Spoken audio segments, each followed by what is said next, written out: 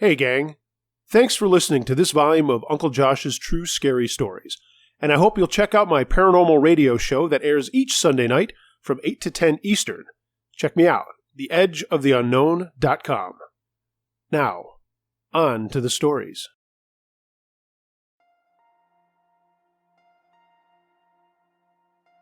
My Time as a Janitor by Rich.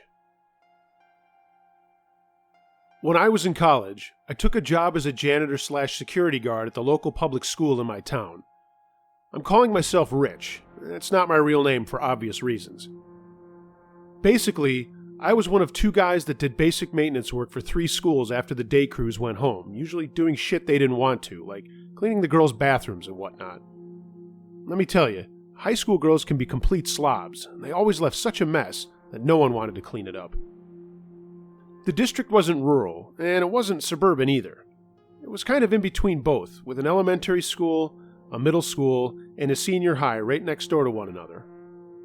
After we finished one job, we'd check around the school we were at, and then go on to the next one. Wash, rinse, repeat.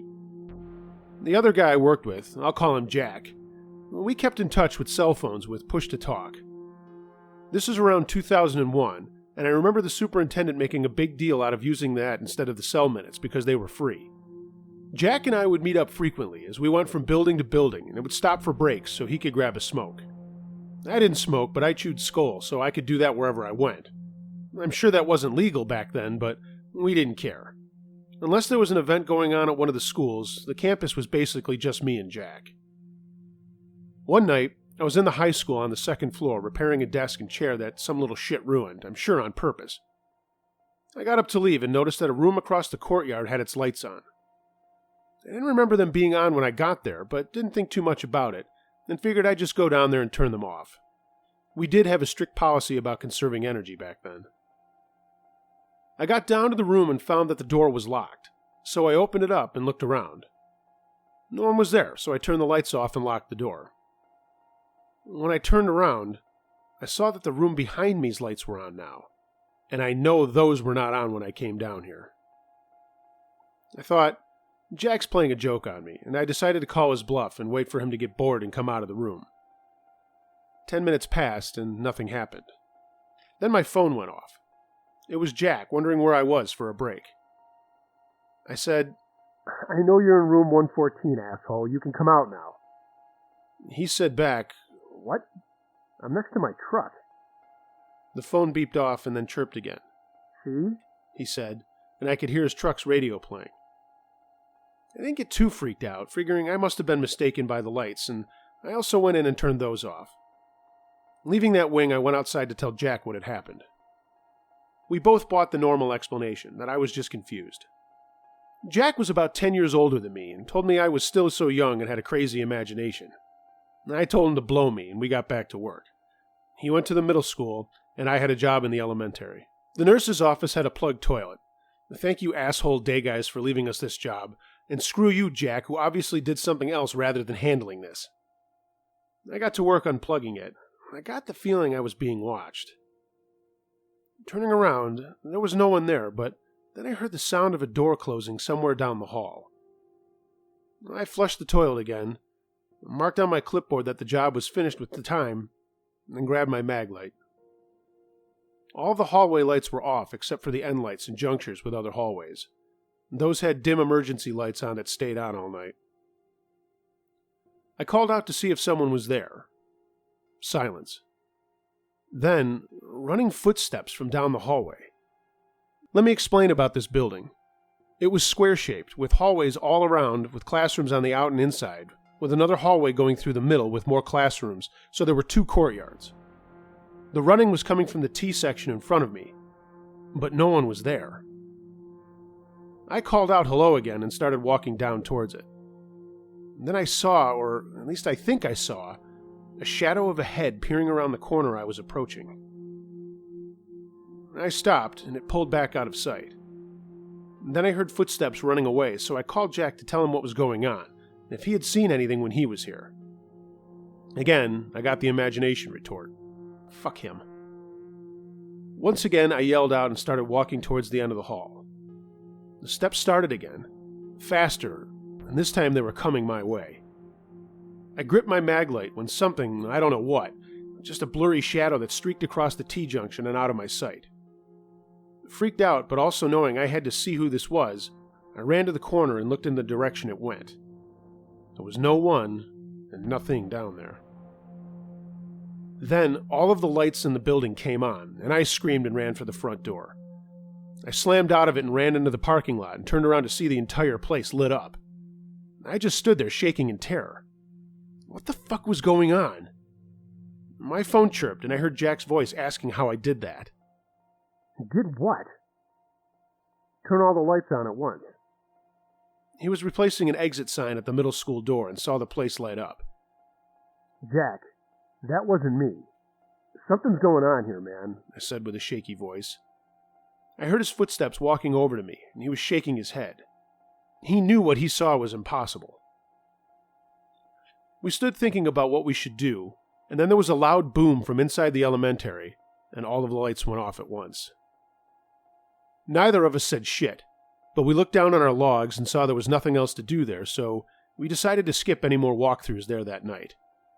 We decided to take our lunch break a little early and went to the maintenance room in the high school. Calming down over some coffee and sandwiches, we talked about how that could have happened, and I reminded him of the other stuff that I saw with the lights.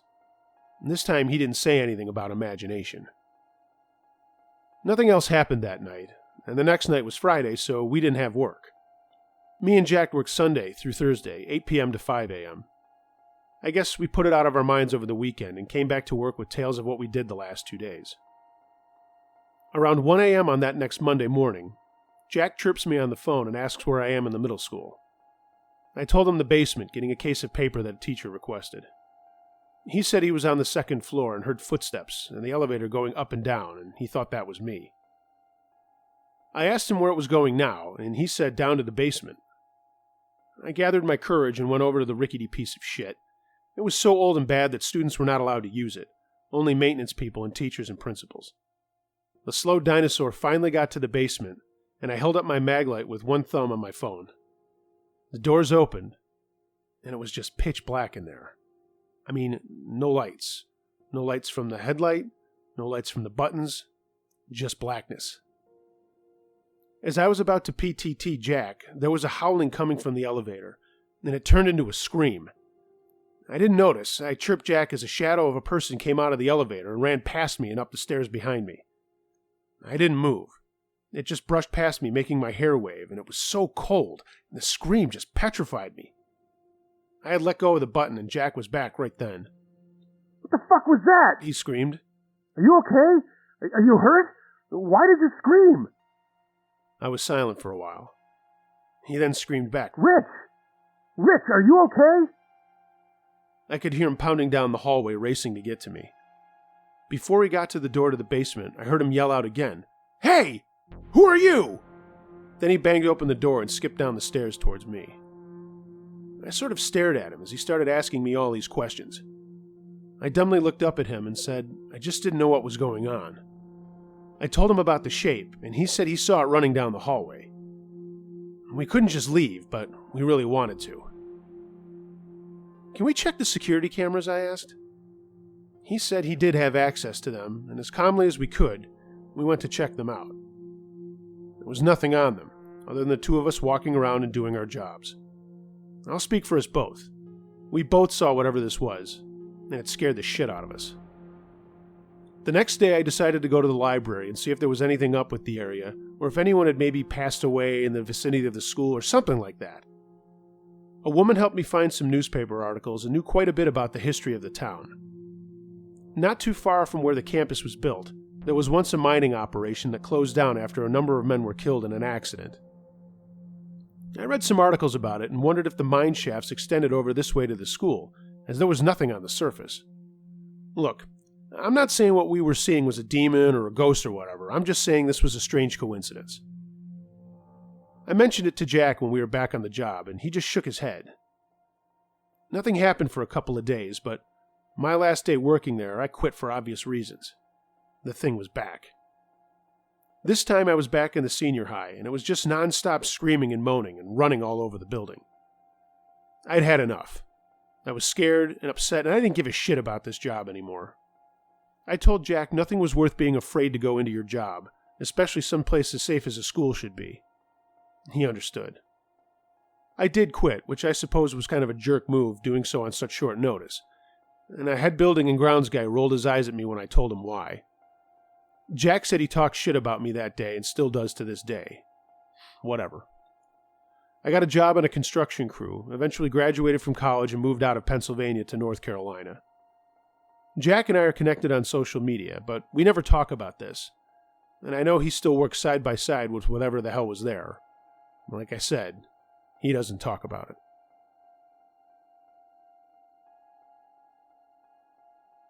A terrifying night drive. My brother, Ben, and I had visited some friends in Lexington, Kentucky for a weekend, and we were headed back to our home in Flatwoods, West Virginia. It's a pretty straight shot up 64 and 79, and usually only took around 2 hours or so. If anyone has driven in West Virginia, you know how mountainous it is, and there can be some crazy turns if you're going too fast. Anyway, we left around 9 in the evening and set off in my brother's Chevy Blazer. We popped some tunes on and made our way home, and everything was smooth sailing. We got to Charleston and then got on to 79. It was only like another 50 or so miles back to my parents' house at this point. But we did have to stop for gas and got off the highway to fuel up and grab some drinks. While I was stretching my legs, some older guys, maybe late 20s or early 30s, pulled up in a beat-up pickup truck and almost took out a garbage can at the edge of a sidewalk in front of the gas station. It was pretty obvious they'd been drinking.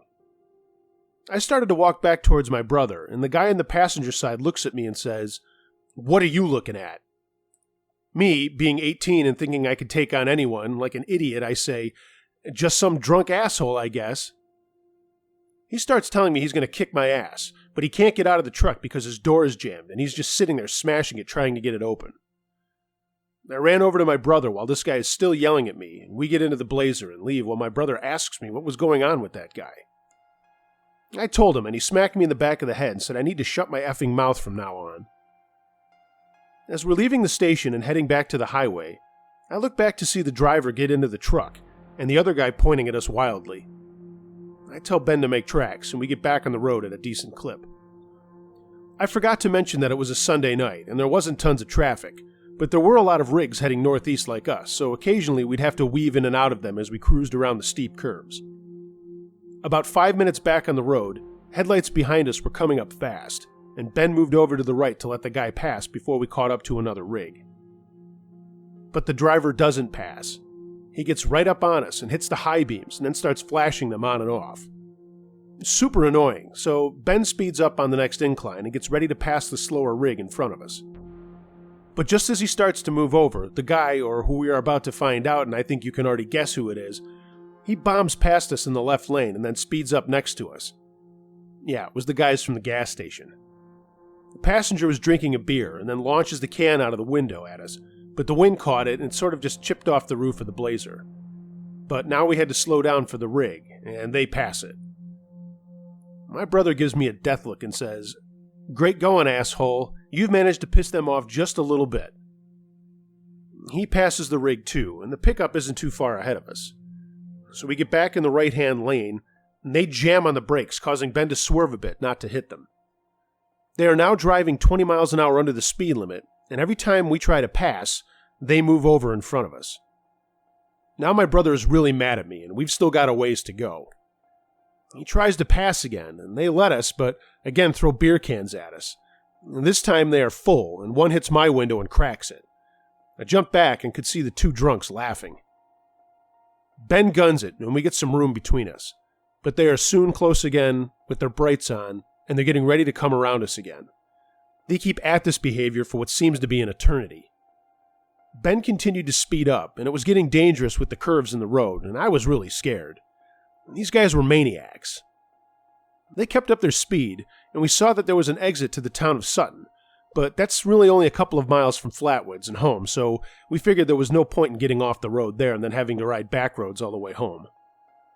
There's some rigs in front of us, so the truck pulls up alongside us again, and the passenger guy is yelling at us and waving his hands and giving us the finger. He's getting ready to hurl another beer, but Ben hits the brakes and it sails over the hood, and now Ben gets behind them. My brother's usually a pretty chill guy, but now he's really pissed and turns on his brights, and they start to slow down, but Ben gets right on them and actually even nudges their bumper with his. The passenger is trying to turn around in his seat and is still yelling at us. I see the sign for Flatwoods after we tailgate them alongside a rig for another mile or so. Another rig is up on the right, and we stay left until we know exit 67 is coming. We're rolling alongside of the rig, and this was perfect timing as crazy passenger lives what looks like to be a shotgun or a rifle. I yell out one curse. Ben hits the brakes, slides over into the right behind the rig, and before these guys can do anything, we're off the highway and they can't follow us. They're stuck on the highway, and the next exit is about 12 miles away. We drive to our house not saying a word, but when we got out, Ben punches me full in the stomach, and I didn't raise a hand at him knowing I had caused all that, and plus I had gotten his window broken. "Not a word about this to Mom and Dad, jackass," he said, and he went into the house while I tried to catch my breath. My parents were out back having a fire, and of course they asked how the trip was when we got there, and why we were all sweaty. Ben just said, "Crazy drivers out tonight." He grabbed 2 beers from a cooler next to my parents and he threw me one. We both nodded at each other, and we never told my parents about that trip until we were in our 30s. Demon in the Woods. 7 years ago, when I was just 12 years old, something happened to me that I will never forget.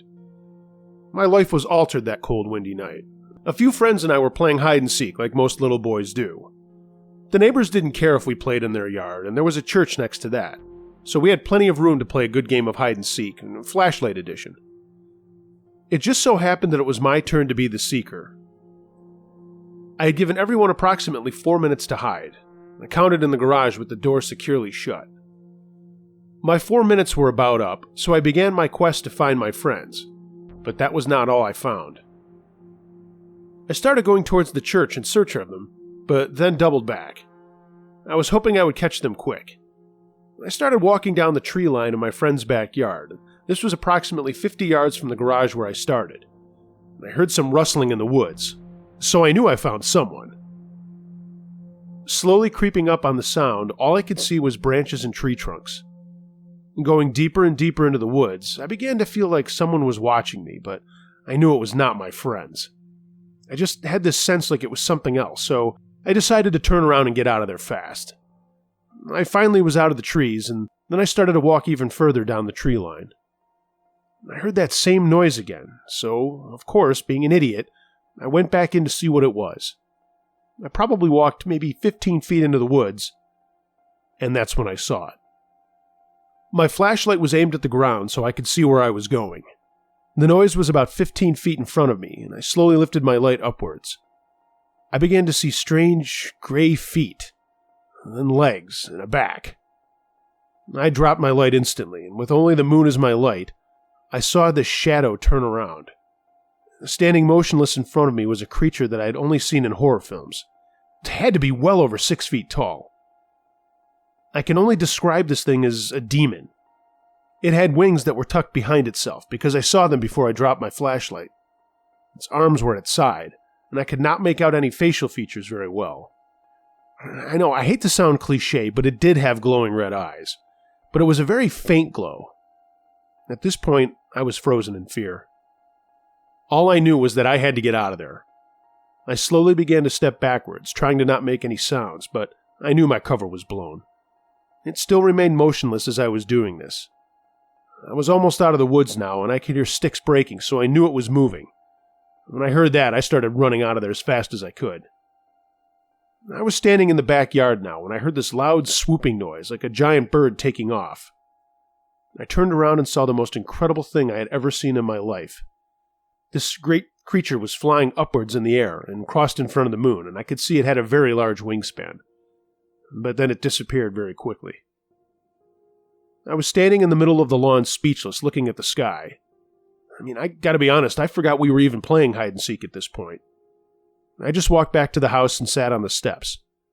Maybe 10 minutes later, my friends came walking up, asking me what I was doing. I guess they saw me sitting there from their hiding spot. They thought I had given up or something, and I told them I wasn't feeling very well, not letting on what I had seen. So we all went inside. The rest of the night, all I could think about was that creature. What was it? What did it want? The next day, I decided to draw as best I could what I saw. A few days ago, I was reading a story that I saw in StumbleUpon, and it was about people who have seen some pretty weird things. And this thing sounded like what I saw 7 years ago. What really gave me goosebumps, and I'm getting them right now just for thinking about this, was there was a drawing that the witness had drawn, and it looked exactly like what I drew. There was a few more stories about this creature, even with more drawings that looked just like mine. They all called the thing Mothman. Now, I don't know if what I saw was the same thing as all these other people, but I do know I saw something that I cannot explain. I do not plan on telling my friends or family about this because they would just laugh at me, and I'm sure some of you are laughing at me right now. But I know what I saw, and that's all that matters to me. Scary guys on the subway. I was visiting a college friend in New York City about 3 years ago. I'm a female and was 26 at the time we bumped into these creeps.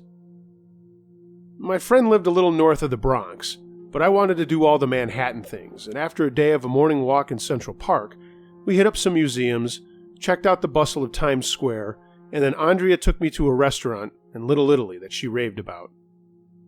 We walked from the subway station and we looked at a lot of shops that had stuff out on the sidewalk. It was then that I noticed two guys walking behind us, but they stopped every time we did, but at places like 15 yards or so behind us. One was tall and lanky, messy blonde hair, and the other was a little shorter with dark hair. I didn't say anything at first, but after they did it 2 more times, I mentioned it to Andrea. She laughed and just said, "This is New York, Michelle. If you hadn't noticed, there are people everywhere." I chalked it up to no big deal and trusted her. We got to the place she suggested we eat, and we went inside and had to wait for a table. While we got a drink at the bar, I looked toward the front windows and saw the 2 guys near the door. One was looking at the menu, but the other, I swear, was looking for us. I didn't say anything, and when I looked over again, they were gone. We finally got a table and sat down to order. It wasn't a big place, and I have to admit it was very cozy and nice, and I was ravenous. We ordered a bottle of wine, and our meals were amazing. Oh my God, we do not have Italian food like this where I'm from in South Carolina. The gnocchi alone was to die for. Pardon the pun, because as much fun as we were having, things started to get creepy. Andrea looked over my shoulder and said, "Are those the guys you were talking about?" I slowly turned around, and they were in the window again, trying to look nonchalant. I turned back and said, "That's them." We continued to eat leisurely, and Andrea said they had left. I was a little tipsy from the wine, but I was also getting nervous. We had to get back to a subway stop, and the trip back to her house was a long one. The last thing I wanted was 2 creeps following us all over. Andrea said we'd just play it cool.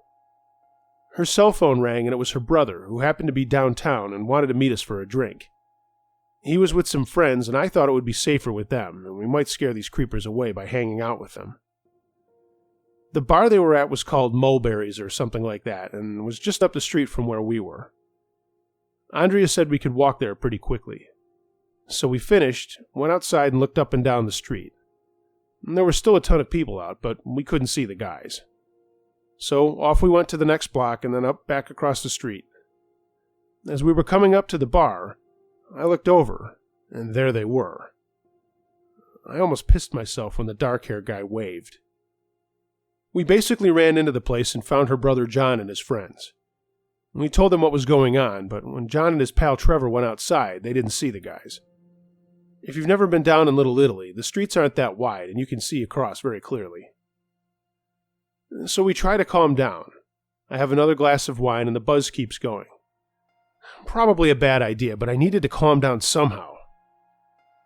We stayed for a couple hours, and every once in a while John or his friends would wander over to the door and check things out. Those guys had tickets to see some band later. Yeah, New York really doesn't stop moving. And we thought we'd be okay to get home on our own, despite John saying he would skip the band. It was like 2 blocks to the Canal Street subway stop, so we were just going to power walk and get there quick. We set out, and I'm totally paranoid. Looking around, no creepers. It's now dark, but it's still well lit, so we set off. About halfway there, Andrea looks back and says, "Oh shit." And I know those assholes are back. They were about 3 buildings behind us, and we started to move faster. Andrea tries to call her brother, but he's not picking up, and now we're really freaking out. We get to the station, run out onto the platform, and thank God the train was just getting ready to head out. We jump in, the doors close, and we both sigh and sit down. There were a couple of other people in our part of the train, so we relaxed a little. After a minute or two, I started giggling, still a little drunk, and saying stuff like we should have been Olympic race walkers. Then, things were not funny. In the door between cars, are they called cars on the subway? I don't know, but I'm going to call them cars. In the door was the blonde guy, and he's holding up a knife, and he has this crazy smile on his face. He then starts licking his lips and backs away from the door. He just nods and points at us. I tell Andrea what I saw, and she again tries calling her brother, but again he doesn't answer. Andrea says it's illegal for anyone to move between cars, so we have time to figure out a plan. At the next stop, we are in full panic mode, as these guys walk through the door anyway. Some people get off, and now there's only like 3 people other than us. Some younger guys with their hoodies up and earbuds in. The 2 guys just stand a distance away from us, staring like they're going to eat us alive. Andrea is now texting away like a fiend, and the train starts moving again. I ask her what the fuck she is doing, and she tells me to let her finish. I'm flabbergasted. Country girl visits the city and is about to be filleted like my dad fillets bass in our pond. She leans over to me and whispers, "Do exactly what I do, and don't ask any questions. At the next stop, get up and get off the train. We're going to book it up the street, lose these guys, double back, and head back downtown. I just texted my boss and she's home. We're going there."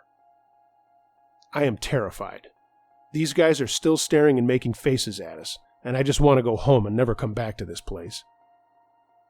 The train stops, and we jump for the door and hustle past a bunch of people coming down the steps to the platform. We blast out into the street, and Andrea grabs me and pulls me into the street behind a cab. We look through the windows of the empty cab, and here come the guys. Blonde knife guy in the lead. He actually has it in his hand. As they rush by us, we duck down. Andrea grabs me again and pulls me away from where they went, and she starts running down the street with me right behind her. We had gotten off at the Spring Street station, and now we're running like hell, and I have no idea where we're going. We get to a street called Wooster Street, and that's where her boss lives. We keep running for another few blocks and get to her place. The doorman is expecting us, but I don't think he was ready for 2 terrified, sweaty chicks who can barely talk from fright and all the running. He lets us in, and her boss is standing in the elevator in her PJs. We can't stop thanking her, and she takes us up to her condo, and we crash onto some couches, still scared as hell. Her boss, Anne, was super nice and made us some tea. I was done with wine for the night. We told her everything, and she told us to stay the night. Andrea called her mom to let her know what had happened, and just out of habit and wanting to talk about it. I was texting my boyfriend and then called my mom back home. Before we went to bed, the doorman called Anne's condo and asked her what the guys following us looked like. We told her again, and she relayed the description, and he said that 2 guys matching that description had just walked up and down the street twice. The rest of the trip was nice, and though I told Andrea that I wanted to just cut things short and go home that night, I ended up staying, and we had a good time, but we didn't go anywhere unless we were in a group. The city is really something, but I'm not sure if I can live there. But I hope I never see those 2 guys again. A Threatening Presence by Anonymous. In June 2003, I was in the process of moving from my small home in Syracuse, New York, and talking with my sister on the phone when she said, "Well, I should probably tell you what John," that was her boyfriend, "felt in your house now that you're leaving it. I'd spent a lot of time in the house alone in the 10 years my husband and I lived there. He traveled a lot for work, and while I'd always felt safe in the house, the top of the stairs had always given me an uneasy feeling. The bathroom was right at the top of the landing, and whenever I washed my face at night when the lights were out downstairs, I was compelled to push the bathroom door shut. I was always uneasy having that door open when my eyes were closed washing my face. I guess I just felt vulnerable, and and something was watching me. Our cats and dog would periodically stare at the landing. I'd be watching TV and glance over to see 6 sets of eyes fixed on the stairwell over my shoulder. There was never anything I could see, but all 3 animals simultaneously would be watching something on the stairs. The month before I started packing, a college friend visited with her 7-year-old daughter. We got the girl ready for bed upstairs, and the door to the guest room opened up to the landing. Then we went down to the kitchen to chat. Within minutes, her daughter called her and said, "I don't want to be up here alone." She was very insistent that she didn't want to be upstairs alone, so my friend turned in with her. None of this made any sense until my sister told me what John had felt when they visited some 5 years earlier. John was a former military officer and police officer. A real no-nonsense guy. But he senses things and felt there was a not-so-nice spirit at the top of our stairs. In fact, he felt that in life, this spirit had been a pedophile, and that this entity was not remorseful at all, and would still enjoy molesting children if it could. It completely creeped me out. While the spirit wasn't interested in me, I definitely sensed a threatening presence at that spot John identified, and my friend's daughter certainly was uncomfortable upstairs. I stayed 3 more weeks in the house, leaving lights on at night, and we thankfully sold the house to a single woman with no children. We knew the house was inhabited by a family for 40 years before we bought it, and prior to that it was a rental property from 1928 through the early 50s. Perhaps it was one of those tenants that was still haunting the place. My Encounters with Shadow Beings by Amber. My name is Amber, and I'm almost 26 years old. I've always been a firm believer in ghosts, but was never a believer in evil entities. So the first time I saw a shadow being, I thought it was just my imagination playing tricks on me. It was the spring of 2007 when the first encounter occurred. I was working on a short story for my high school science fiction class when I suddenly felt like something in the room had changed, and something wasn't right. I couldn't detect anything, so I just shrugged it off as having an overactive imagination, and I went back to writing. Again, the feeling came back, and I was overwhelmed with dread, so I turned around, looking all around the room, and that's when I noticed it. Huddling in the corner. It was black, short, with no distinct features, really. I saw it reach its hands out, and I screamed at it to go away, and it sank into the other shadows of the room, the shadows that were obviously made by the light shining on objects. That was my first encounter with the shadow beings. The second encounter occurred about 2 years later. It was a bright sunny day in summer, and I was in bed with the fan on, trying to beat the heat. I decided to call up my friend Katie because I was bored and wanted someone to talk to. Our conversation didn't last long because she had to get ready for work, so there I was again with nothing to do. I was about to reach for a book when I noticed something near my window. I thought it might be a kid blocking the window, but this thing, it just seemed to have materialized out of nowhere. It was like a giant blob with no form, and at the blink of an eye, it was just gone. It had me running out of my room in fear, and I definitely didn't sleep in there for quite a while. My last encounter occurred months before I moved into my own place. I was watching TV in the dark upstairs, a horror movie, of course. I had to pause the movie because it suddenly became chilly in the living room, and I went to grab a pillow and a blanket, wanting to keep warm, and also deciding that I would sleep upstairs that evening. Some comfort thing that I've had since I was a kid after I watched a horror movie. It just makes me feel safe knowing that my parents are in the next room. Well, when I came back upstairs, I noticed there was something huddled in the corner. I thought it was my sister because she always made her way upstairs to the living room because she thought her room was too cold to sleep in. As I approached the corner, I realized it wasn't her, but one of the shadow beings that I'd seen before. As quickly as I noticed it wasn't my sister, it disappeared, as if evaporating. Now, I know what you're thinking. She's crazy. But these shadow beings are not just a figment of my imagination. They're not my eyes playing tricks on me because of the way the room is lit. The shadows are pure black and look as if they could be solid. Sometimes they take the shape of a human, sometimes they're shapeless, or at least in my experience with them, and that's what has happened. I don't know why it targeted me to be the one to be able to see it, or where it even came from, or if it's still in that house. My whole family moved away, and I'm in an apartment on the opposite side of town, with no shadow being encounters for at least 9 months. I do know that my mind was telling me that this thing was evil, and something bad would happen if I stayed there with my family any longer.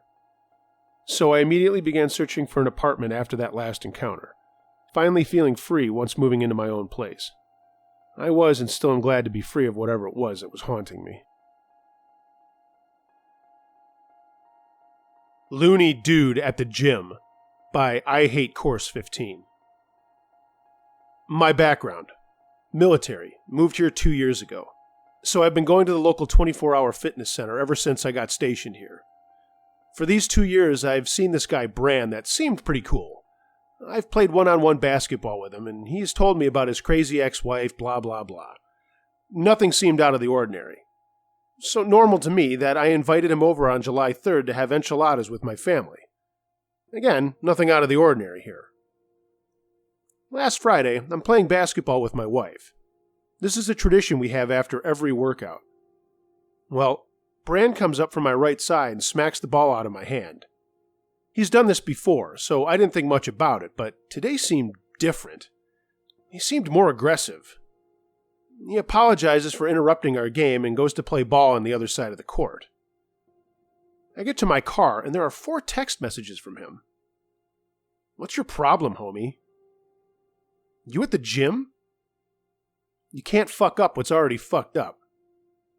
No big deal, I'll catch up with you. The thing is, he sent me these text messages 30 minutes before I saw him at the gym. So I responded with, "What are you talking about?" No reply. Then, the next day at 7 a.m., he texts me and my wife's coworker, Trey, who also goes to the gym. So in a group chat, this is what followed. There was a video link to the song Future, Mask Off. Steal from me too. Shaking my fucking head. Motherfucking faggots wanted my attention, now they got it. Video link to the song Eminem, Go to Sleep. The lyrics though, word for word, I'm obsessed now. So my buddy Trey and I are confused. I texted Trey to ask what the hell is this dude talking about? My buddy Trey texted back in group chat. What are you talking about, bro? So 5 hours later, the dude replies with, I forgot. My thoughts are sporadic like an addict. Oh, now I remember. I love you, man. For real, Thursday night around 8:30, this cat got my keys and water out of my gym bag and stole $1,000 and a pistol from my car. Jim released video to police, but nobody knows what his name is. I thought I've seen him with Trey, but I don't know Trey's last name. I just gave the cops Trey's first name and phone number. So if you get a call, you know what it's about. They're just trying to identify him so it don't happen to someone else. They didn't see him getting in my car, just into my gym bag in the gym. Then putting my water back 5 minutes later. It's strange how they stole my water. Cops are scratching their head. So I filed a police report for $1,000 and a missing pistol and a half gallon of reverse osmosis water. Shaking my head. Can't have shit. You think you have friends until the cops come asking questions. You're going to see how many friends you have. They all snitch because why? Save their own ass. Laughing my ass off. I'm one to see you Monday at 6. So at this point, I start putting shit together. He was aggressive at the gym and texting me because he thinks I took his shit. I texted him back saying if I could help in any way, I would. And he said, thanks, bro. I then called him because I wanted to clear my name and Trey's name. But 20 seconds into the conversation, I could tell the dude was not right in the head. On the phone, he said he got his cocaine, money, and guns stolen out of his gym bag.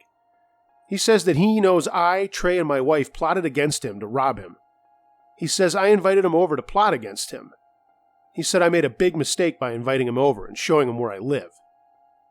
I asked what that meant exactly, and he said, I got guns. If the cops don't handle this, I will handle this. I said, are you going to try and hurt my family? And he said he knew where I lived. I explained to him that I am in the military, and I don't get involved in illegal shit like that. And neither does my wife or Trey, who are also in the military. We have clearances. He said, I know you did it. He mentioned that he was a diagnosed schizophrenic who was always high on drugs, that people know not to fuck with him. He said the gym won't release the footage to him, only the cops. At that point, I ended the conversation, because I knew I could not reason with someone who was unreasonable. It also occurred to me that if the gym didn't release the footage to him, he has no idea who took his shit, and he is just assuming. So I called Trey immediately and let him know to watch his back at the gym. That this dude is a nut job, and he thinks we plotted against him. Paranoid loony. Yesterday, around 9:04, I got a text from him again. "Are you and your bitch going out tonight? I'm buying drinks all night." So I replied saying, "That's my wife, not my bitch. Have a good night." Then he replied, "She's a fucking hoe. Are you mad? I bet she gives good sloppy head. Am I right?" I think he meant right. At this point, I'm shaking because I'm so mad at this guy for saying these things about my wife, but I did not reply. Then about 30 minutes later, he sent me a video link to Mariah Carey's video for Obsessed. I did not reply. Now I'm at a friend's house watching last night's UFC match. As soon as I get home, I call the local police to have an officer sent to my house. I explained all the stuff to the officer, and the officer advised me to not go to that gym anymore and to not engage with the individual. He asked if I had a weapon at home, and I said I do, and he said, "Good. You have the right to defend yourself." I also have a huge German Shepherd. So today at 2:53 p.m., he sends a group text again to me and T. A meme of O.J. Simpson smiling with the caption, "When you know you did it, but they couldn't find you guilty." I guess John and I aren't friends anymore. John is me. Got all sensitive over a hoe. Done went soft on us, shaking my head. I guess this means next time I see you we are throwing hands? Fighting, I guess. Or are you cool with me calling your bitch a hoe? I love you, John. Opinions on fags or buys in the military? Line them up like Columbine. See if I get away with it now. Just so you two know, I'm far from confused or forgetful. I love you, bros. I owe you one. Or should I say 5. I feel like I should pay you for the mollies, or bath salts, or hook me up with. Just let me know how much. My bank account is the only thing overdosing over here. While he was sending that string of texts, me, my wife, and Trey were at the gym canceling our memberships for fear of our lives. The gym also stated that they would suspend Brand's membership. I'm not going to block the guy's number because I want any evidence I can use against him in the event something happens to my vehicle, my house, or my family. Also, if you notice at the end of the last string of texts, he is implying that we now sold him drugs. I've turned on my motion detector to record when I am not at home, and I've also shown my wife how to arm and use my weapon.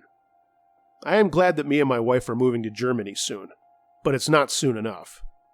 I fear for the safety of my wife when I am not home, and I am not going to engage the guy because I don't want to give him any more ammo for the crazy scenario in his head.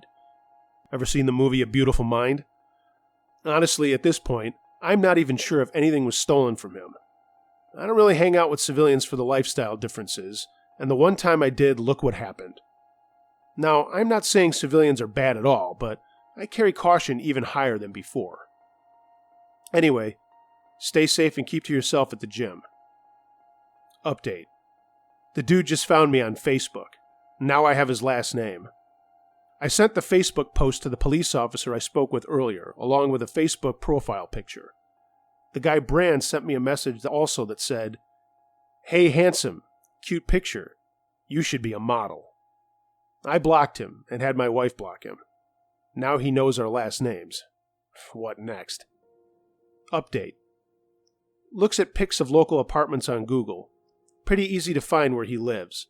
About 15 minutes down the highway from me. I got enough information on him now that if something happens, I can notify the authorities of his approximate location.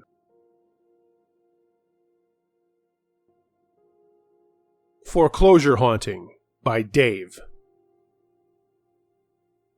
In the mid-90s, I was doing property preservation, securing foreclosed houses throughout New England. I would be on the road for 3 days straight, sometimes in rural Maine. I usually stayed in the house I was at the end of a 14-hour day to save money on a hotel. Keep in mind, these homes have no utilities. Everything had been disconnected. This one house was a former large turn-of-the-century farmhouse, remarkably clean with fresh paint. I would usually seek out the higher rooms when I slept over in a house, because the day's warmth would stay in those rooms longer. Even in the summer, the nights can get brisk. Anyway, this particular night, I fell asleep about 9 p.m. Suddenly, I was awakened by the sound of banging on the front door downstairs. I was not in a good mood, being very tired from the day's hard labor. I hurried down expecting to see the sheriff, and I would show the work order, explain my reason for being there. He'd be on his way, but there was no one there. I went back upstairs. This time I was thinking I was more tired than I thought I was, and wasn't happy about being woken from a sound sleep by my imagination. A few minutes later, just as I was falling asleep again, there was the banging again. I sat up, and surely someone was banging on the front door. I yelled out hello, and the banging stopped. And again, I headed down to the front door. No one was there. I walked around the rural property. No one.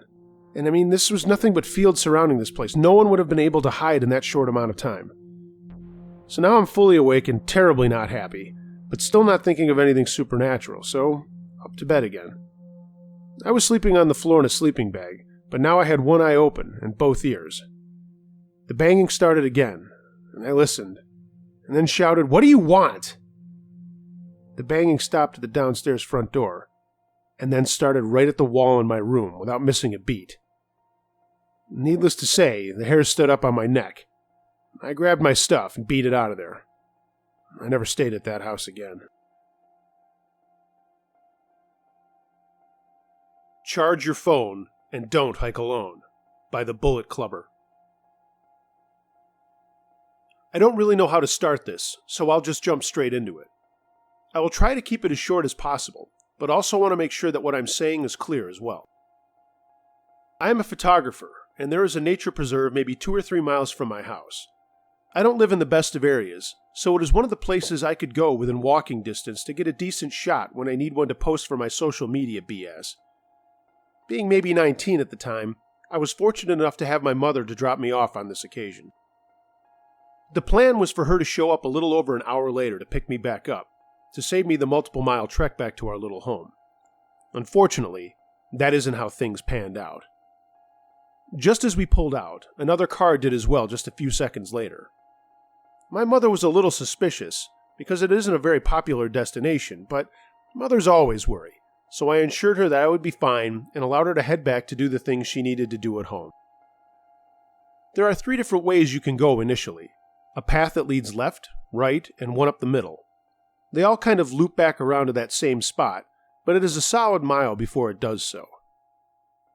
I opted to take the middle trail as it was the most scenic, but paused near the entrance as I was still adjusting my equipment and taking some test shots before moving deeper where I might potentially see wildlife or something worthwhile.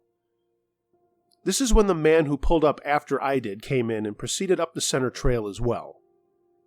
I continued fidgeting with my equipment, even after having it properly adjusted as I waited for him to pass me. And as he did, he attempted to talk to me. Something along the lines of, "Getting good shots?" which any photographer will get when they are out shooting.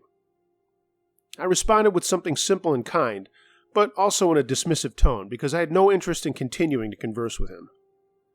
Something about him made me incredibly uncomfortable.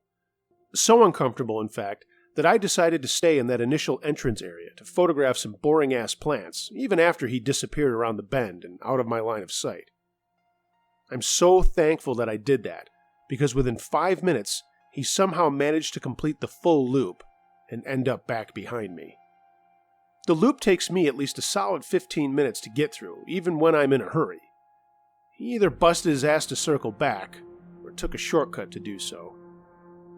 Noticing I was still by the entrance, he passed by me again, walking through the exact same way he'd just been. This is when I knew there was absolutely something going on. I stood there and watched as he walked the exact same path, even down and around the bend out of my sight. I continued watching in the distance down at the bend where I lost sight of him for a few seconds. And what do I see? Him peeking around the corner to see me. Once he noticed I saw, he disappeared again. And this is when I simply said, "Fuck this shit," and left. As soon as I exited the preserve, I took off in a full sprint, hoping I could put some distance between the two of us. Just as I was about to turn down a side street, I turned back to see him exiting the preserve and entering his vehicle. My phone was dead, and I never charged the damn thing, and I had absolutely no way to contact anyone. I was at the point where I contemplated running up to someone's house and asking them to help or call someone for me, but I was worried I would seem like the crazy person. I turned a corner, and once again, we no longer had sight of each other. I was out of breath and unable to keep running. I just began to pray that he was no longer going to be following me. Maybe this was all just some weird coincidence, right? Well, apparently, prayer doesn't work because within a few moments he was back in sight, turning the corner and beginning to approach on the same street that I was now on. My mind was racing with all the possibilities of what he was going to try to do, but without much time, I just decided that I wasn't going to give him the opportunity to do anything. I continued walking until he literally pulled up within feet of me, and his window began rolling down. I threw my bag down onto the ground next to me, turned in his direction with balled fists, and shouted with full power of my lungs, "I will kill you if you don't get the fuck away from me!" The angry little scowl he had on his face this entire time faded, and began to more resemble a deer in headlights. He didn't know what to do. He then nervously uttered, "I have rights," before speeding off, never to be seen again by me. I then had to complete the walk to my home, constantly looking over my shoulder and hoping that he didn't make another approach. I'm just glad to have made all the decisions I made that day, because I genuinely have no idea what would have happened on that day if I didn't. I do not know if the story will come across as horrifying as it was in person, but if it doesn't, it is simply a failure of my writing ability.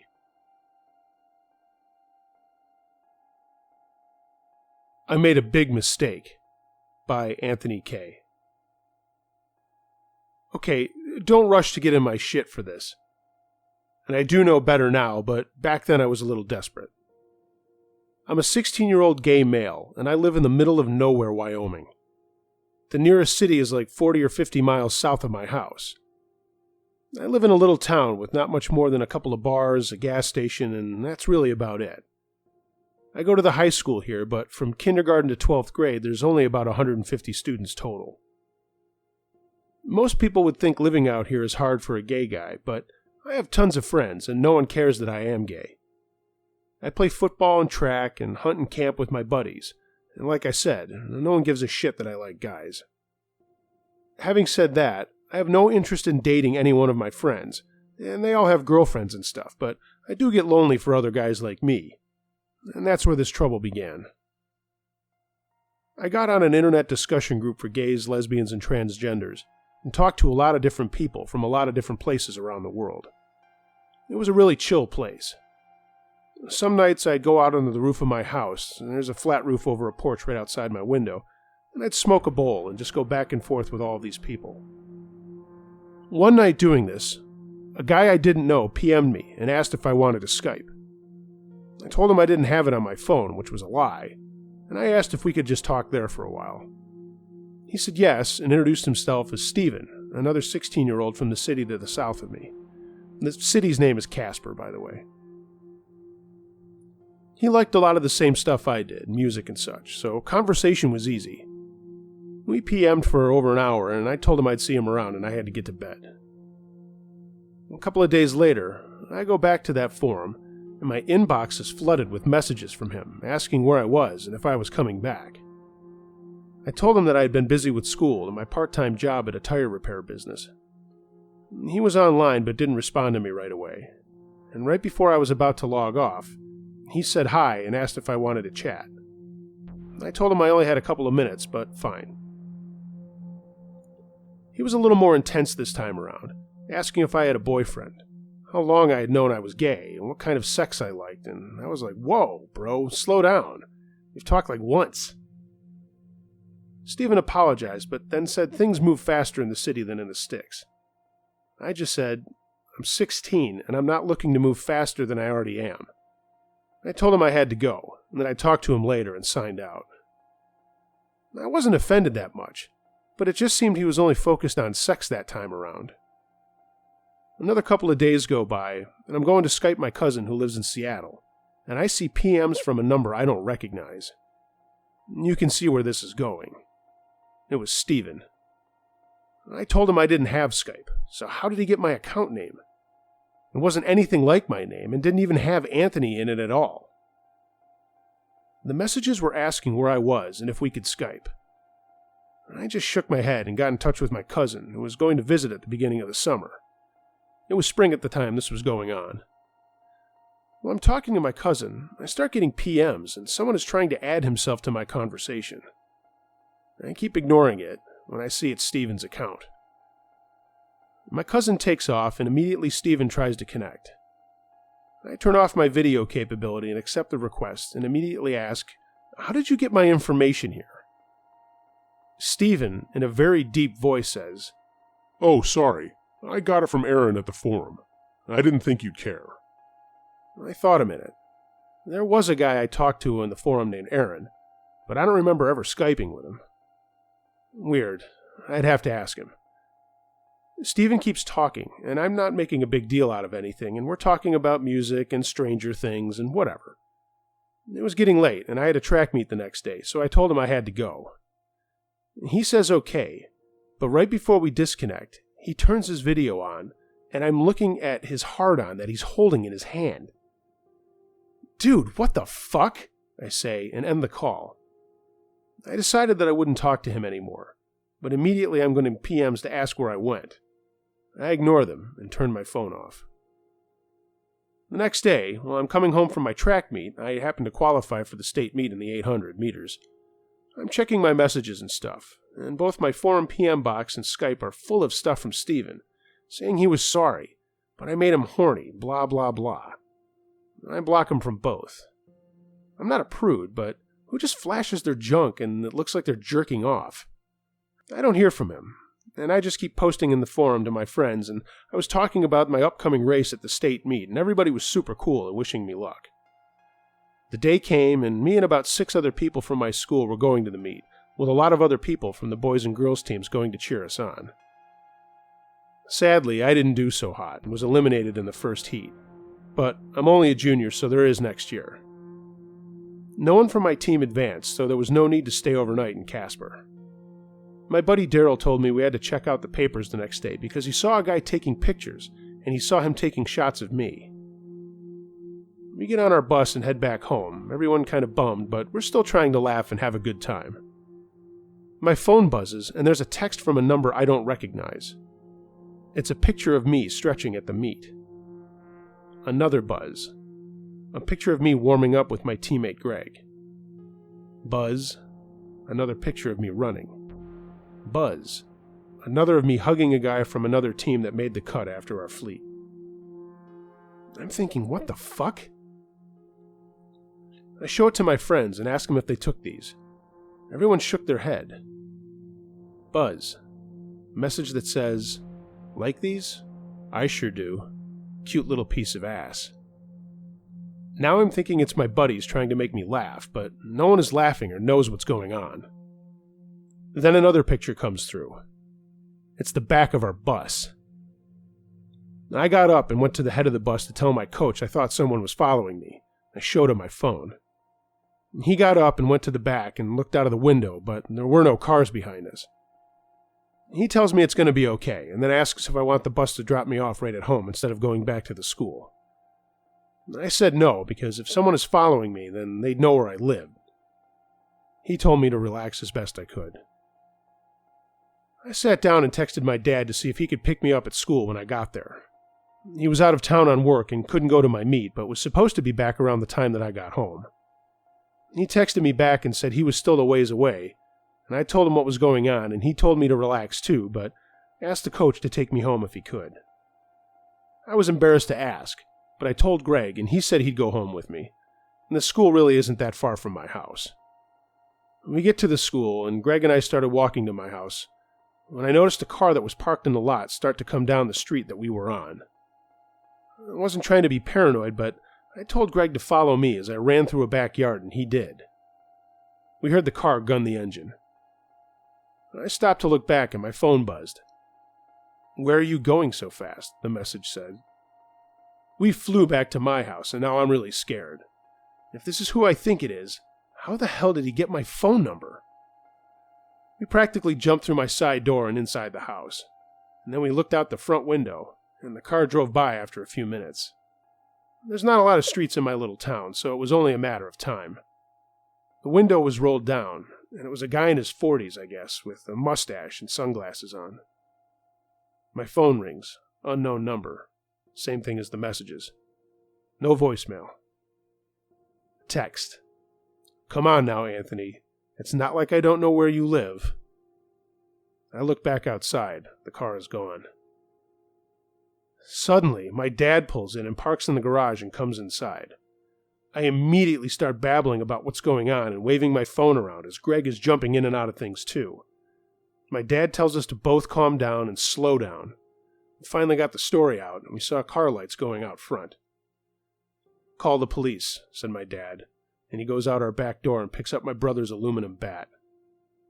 I call for help, but they tell me they won't be getting there for like 10 minutes. And this is after I'm trying to explain what's going on. Greg yells out, and we look outside, and my dad is smashing this car's lights, and there's no one in the front seat. We see a shadow across the street come running out of the shadows towards my dad. I dropped my phone, and Greg and I ran outside to see my dad arguing with this guy who was a lot bigger than him. But it's the same guy who had been following us. We run up, and Dad yells at us to get back in the house, and the guy looks at me and smiles. Hi, Anthony. Dad snaps and lunges for the guy and smashes his knee with the bat, and the guy falls down. He's screaming and holding on to his knee, and now neighbors are coming out to see what's going on. A police car pulls up, and the officer tells my dad to get back, and he does. It turns out this guy was Steven, but not really. His name was Terry, and he was 44 years old. The officer detained both him and my dad and called for an ambulance and another car. Upon searching his car, they found zip ties, duct tape, blindfolds, and a bunch of sex toys and lube. This freak had been following me for a long time online, and not just online. He was the guy at the track meet after I told people on the forum I was going, and he followed the bus all the way back to my town. My dad ended up going to jail for a battery charge and the damage he did to Terry's car. I guess charges were dropped except for the car stuff, which my dad ended up having to pay for. Terry ended up being in even bigger trouble when they found child porn on his laptop that was in the back seat of his car. And this was last year, and I'm still waiting to see what happens to him. I told everyone in the forum what happened, and no one can still figure out how he got my Skype or my phone number, and he never admitted anything to the police. I have never been that scared in my life as that night. I'm glad my dad came home when he did, because who knows what would have happened had he been any later. I don't cruise around on forums that much anymore, except for some dating services, which I'm much more comfortable with. But Steven, or Terry, or whatever the hell your name is, let's never meet again.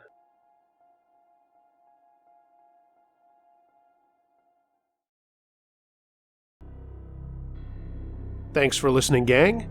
Please like, comment, or subscribe. Follow me on social media. All of the links to that are in the description below. And give my radio show, The Edge of the Unknown, a listen. It's live every Sunday night from 8 to 10 Eastern Time. TheEdgeOfTheUnknown.com. You can also find it on Spreaker, TuneIn, and iTunes Radio. Very interesting show. Lots of great guests. And you are welcome to interact in the live chat room, call the show, or shoot me an email. TheEdgeOfTheUnknown@gmail.com. I hope you're all well, and I'll see you in the next video. But until then, be wary of things that go bump in the night. It could be anything. A ghost, a monster, or the guy next door.